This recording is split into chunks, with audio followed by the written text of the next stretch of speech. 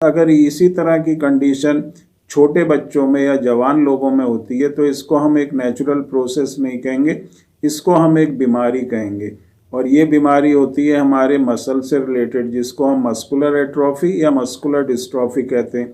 जैसे एक बुजुर्ग आदमी बहुत ज़्यादा वीक हो जाता है, कमज़ोर हो जाता है, उसकी मांसपेशी बहुत ज़्यादा वीक हो जाती है, उसी तरह से एक छोटा बच्चा या जवान आदमी उसकी भी इसी तरह की स्टेज हो जाती है, इसी तरह की कंडीशन हो जाती है। क्योंकि मस्कुलर डिस्ट्रॉफी में क्या होता है कि जो मांसपेशी होती हैं वो इतनी कमज़ोर हो जाती हैं कि जो हम कोई भी अगर हम काम करेंगे, मूवमेंट करेंगे, वो मूवमेंट या वो काम हम नहीं कर पाएंगे। मसल्स श्रिंक होने लगेंगी, मसल्स बहुत ज़्यादा कमज़ोर होने लगेंगी और मसल्स इतनी कमज़ोर होंगी कि हम बैठ के उठने में हमें परेशानी होगी, चलने में परेशानी होगी। और जो मास होता है मसल्स का, जो वेट होता है, वो बहुत ज़्यादा कम हो जाता है। जो बुज़ुर्ग लोगों में हम अपनी पूरी लाइफ में, जैसे एक बच्चे से बड़ा होकर के जवान होता है, फिर एक बुज़ुर्ग उसमें तब्दील हो जाता है, तो इस नेचुरल प्रोसेस में भी 20 से 40% हम अपने मसल का जो मास होता है उसको लूज़ कर देते हैं या उसकी हमारे बॉडी में कमी हो जाती है। इसी की वजह से जो है मांसपेशी में कमज़ोरी आती है। और जब यही चीज़ जो है जो यंग पीपल होते हैं या जो बच्चे होते हैं उनमें होने लगती है, तो ये फिर एक बीमारी होती है।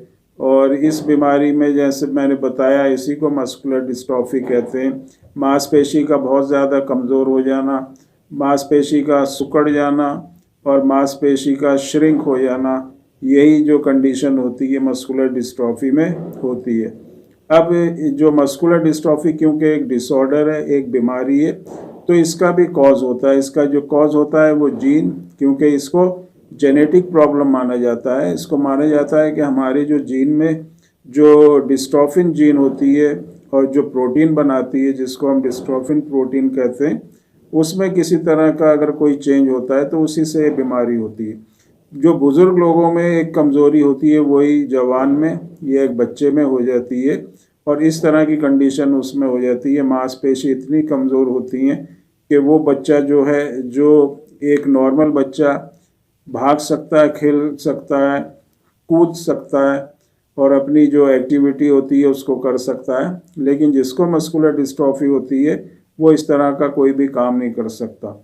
जैसे बहुत ज़्यादा बुज़ुर्ग लोग होते हैं, उनको सपोर्ट दे के उठाना पड़ता है या इधर से उधर ले जाना पड़ता है, उसी तरह से जिनको मस्कुलर डिस्ट्रॉफी होती है उनको भी सपोर्ट दे के उठाना पड़ता है। उनको इधर से किसी दूसरी जगह पर लेके जाना है तो सपोर्ट से ही वो चलते हैं। लेकिन जो दूसरी चीज़ होती है मस्कुलर डिस्ट्रॉफी में, और ख़ास तौर से जो डीएमडी होती है, ड्यूशेन मस्कुलर डिस्ट्रॉफी, उसमें ये जो वीकनेस होती है इतनी तेज़ी से बढ़ती है कि 10 से 11 साल का होते होते जो बच्चा है वो इतना वीक होता है कि वो अब सपोर्ट से भी नहीं चल पाता। सपोर्ट अगर आप उसको देंगे तो उससे भी उसको चलना मुश्किल हो जाता है। एक तरह से पूरा वो बेड के ऊपर आ जाता है, व्हील चेयर के ऊपर आ जाता है, तो कंडीशन जो है बहुत ही ख़राब हो जाती है।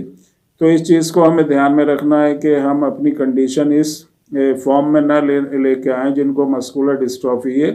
कंडीशन को स्टेबल बना के रखना है, उसको आगे बढ़ने नहीं देना है। सबसे बड़ी जो चीज़ है हमारी, जिसको मस्कुलर डिस्ट्रॉफी है, वो अपनी कंडीशन को स्टेबल रखें, कमज़ोरी को बढ़ने ना दें। और इसी को हम कर सकते हैं बहुत आसानी से होम्योपैथिक मेडिसिन से। इन मेडिसिन को जो यूज़ करते हैं उनको बहुत अच्छे रिजल्ट इन मेडिसिन से मिलते हैं और उनकी जो कमज़ोरी होती है, वीकनेस होती है, उसकी प्रोग्रेस रुकती है, मसल्स में स्ट्रेंथ आती है और मसल्स में रिपेयर होता है और मसल्स रिवाइव होती हैं, एक्टिवेट होती हैं और एक कंडीशन, नॉर्मल कंडीशन बनती है। तो इस तरह की मेडिसिन जो है होम्योपैथिक मेडिसिन सिस्टम में अवेलेबल होती हैं। तो आप अगर किसी को भी मस्कुलर डिस्ट्रॉफी है, मस्कुलर एट्रोफी है, किसी भी तरह की मस्कुलर डिस्ट्रॉफी है, तो आप जो है व्हाट्सएप नंबर पे जो कि डिस्क्रिप्शन बॉक्स में दिया गया है उस पर एक बार कांटेक्ट आप ज़रूर